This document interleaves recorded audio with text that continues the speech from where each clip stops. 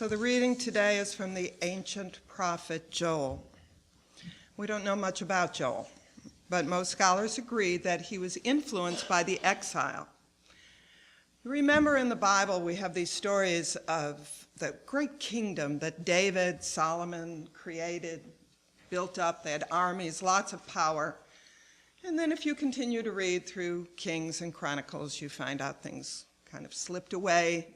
And ultimately, that the Israelites were defeated. They were defeated by armies, not necessarily locusts, but they were armies. And they were put into exile. For centuries, they went into exile.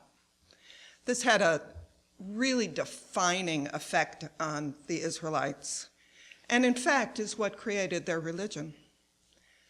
So we know that Joel, and if you look over this passage, you can kind of see that. They're never going to be put to shame again. This has a lot of impact. So when he's talking to the people of Israel now, Israel, Judea, they have no king. They have no kingdom. They have no army. They have no power. So, when Joel describes the day of the Lord after destruction by this horde of locusts, which of course he describes as an army, something they can relate to. They have been overrun by armies. When he does that, he offers some surprises, some surprising promises.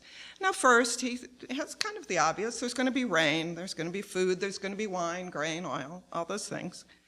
But there will be something even better than afterwards. When the Lord pours out the Lord's Spirit on the people, that's when incredible things are going to happen. So, what's going to happen? Well, Israelite sons and daughters are going to prophesy. Old men will dream dreams. Young men will have visions. Kind of the opposite of what usually happens. Usually it's young men who have their dreams and old men who have their visions. Also, servants, both men and women. It's specific, both men and women.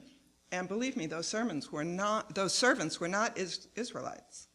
They're going to have the same experience. This is pretty amazing.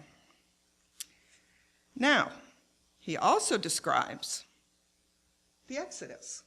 If you look at verse 30, we've got blood and fire and columns of smoke. You remember the columns of smoke.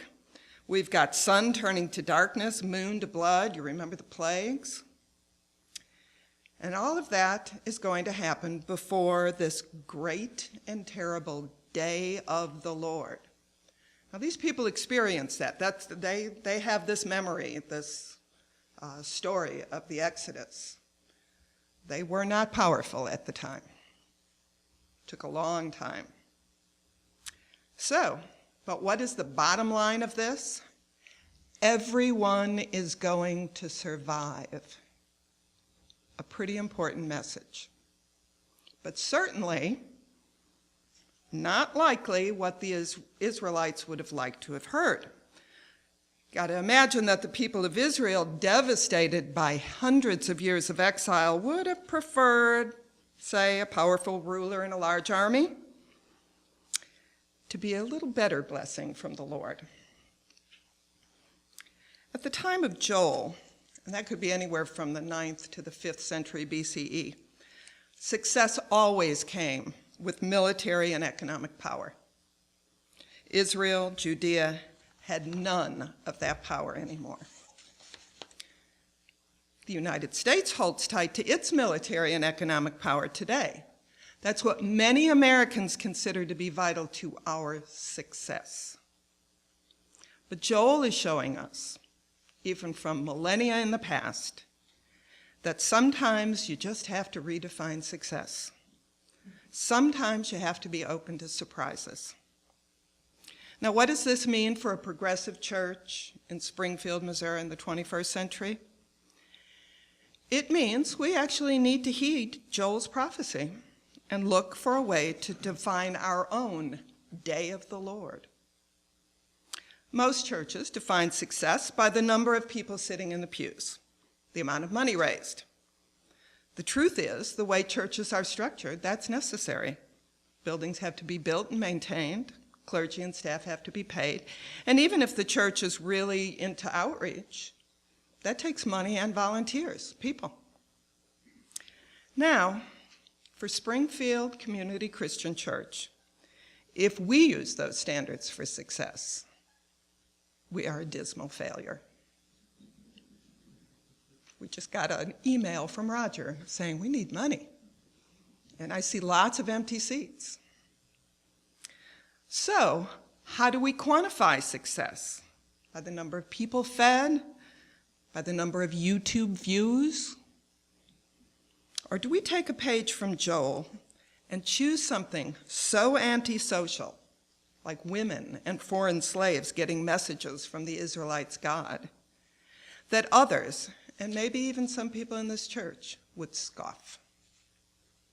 So, got me to thinking, how does this happen in other situations in my life? So I thought of another movement that faced a similar challenge. In the 1970s, the women's movement had some goals in mind. Foremost was a constitutional amendment that would guarantee equal rights to women. Now, we'd already won the right to vote, and we could own our own property, and World War II proved that we could work. In fact, industry was happy to welcome an underpaid and overcompensating group of employees on their payroll.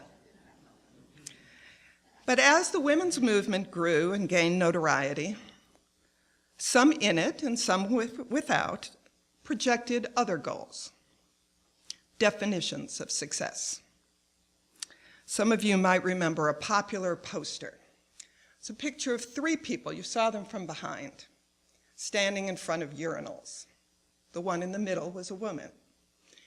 And there was graffiti on the wall, women's lib graffiti on the wall.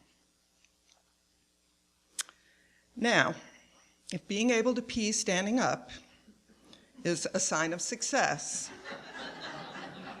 women too have been dismal failures. In fact, we never even got that Equal Rights Amendment passed. And it's taken decades to inch our way up the pay scale, not to mention the military. So, how would I define the success of the women's movement? Well, maybe I would say that women have discovered their own value, even though we're constantly struggling to remind young women behind us of their value and the ever-present risk of losing it. Then I thought about our own Judith Rowland. Judith works for an organization that supports nonprofits to do good works around the world. Money is key to their success. But if that were the only standard, it would be difficult to get Judith and others like her to stay with the organization for very long. They must find other measurements for success. Maybe it's people fed. Maybe it's wells drilled or diseases eradicated. Or maybe it's music appreciated in a concert in New York City. Now, we would soon grow weary of feeding people at Bill's Place if our final goal, the definition of our success, were that there was no more hunger and no more homelessness. Instead, maybe we could recognize our success when a new person comes into Bill's because they heard there was this great church group that made really good food and served it with a smile. Maybe we could count the thank yous and the God bless yous that we hear as we pass out plates of Chili Mac. But we will never wipe out poverty. We will never send enough shoes to Nicaragua to shod every foot. We will never open the hearts of everyone in the Ozarks to accept and love our gay brothers and sisters or embrace everyone who gets a welfare benefit. We will never have a pastor who commands the politicians and community leaders to bow down before her or him. We will never have a mighty army that can enslave our neighbors.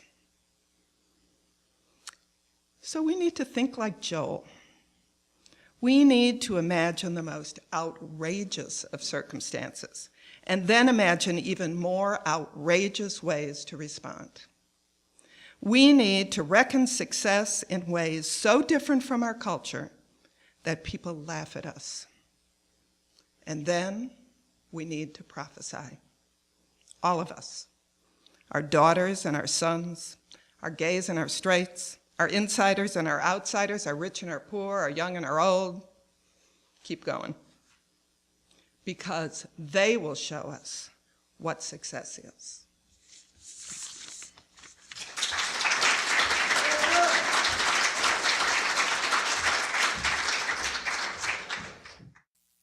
You've been watching a progressive Christian video from the Community Christian Church of Springfield, Missouri.